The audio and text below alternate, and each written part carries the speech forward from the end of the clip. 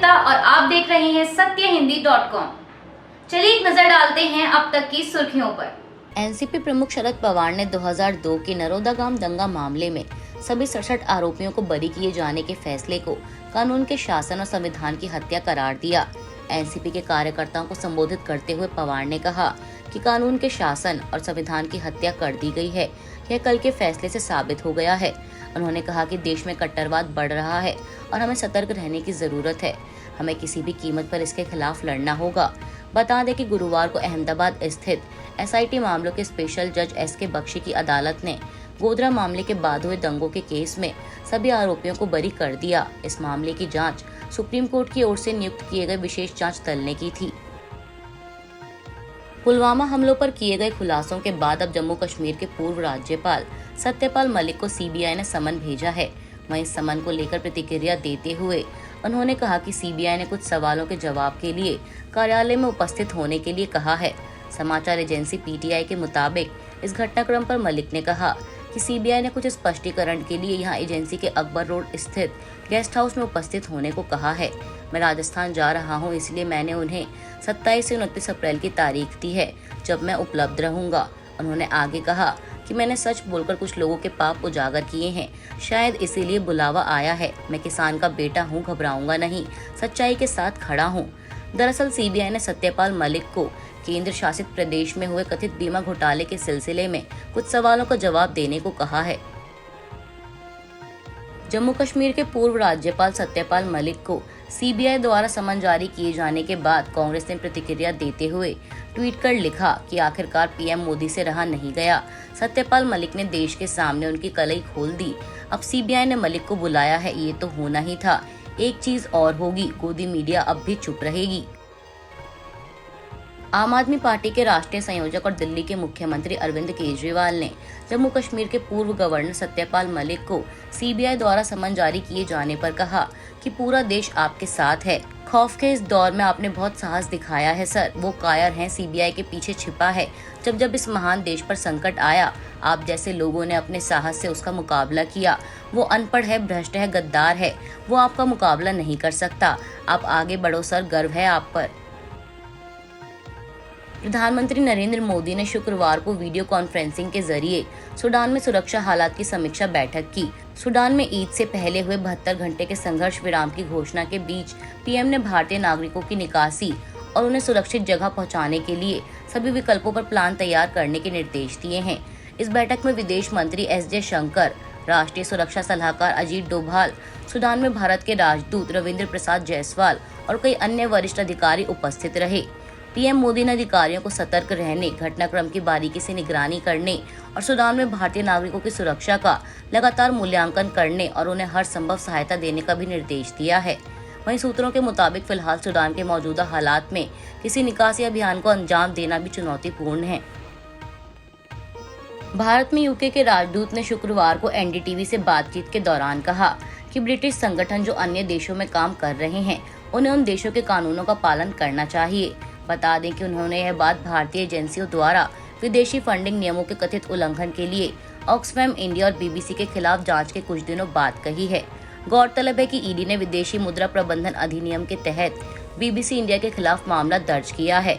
मामला इस बात से संबंधित है कि भारत में संगठन विदेशों से फंड कैसे प्राप्त कर सकते हैं।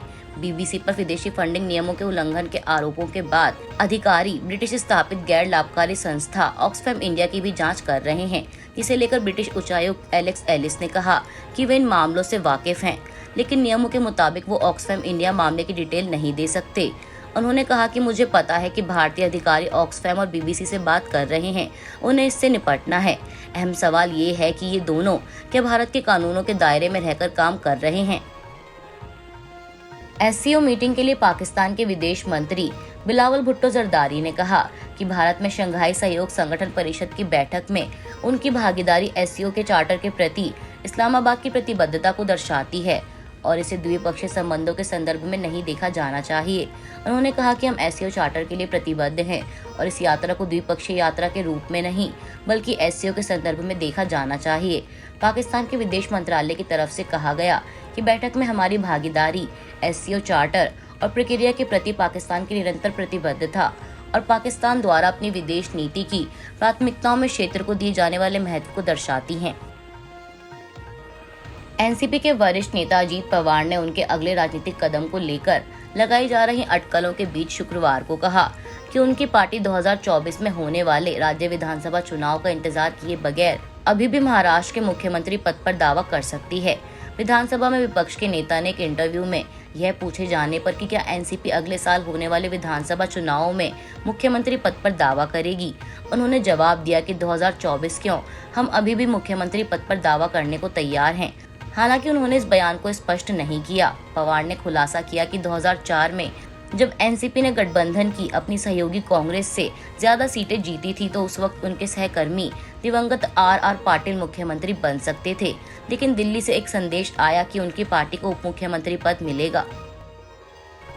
हाल ही में चुनाव आयोग ने कुछ खराब वीवीपैट मशीनों की पहचान की है और इसे कांग्रेस ने बेहद गंभीर मसला बताते हुए शुक्रवार को कहा कि निर्वाचन आयोग ने करीब 6.5 लाख वीवीपैट की पहचान कथित रूप से त्रुटिपूर्ण मशीनों के तौर पर की है और उन्हें मरम्मत के लिए वापस भेजा है।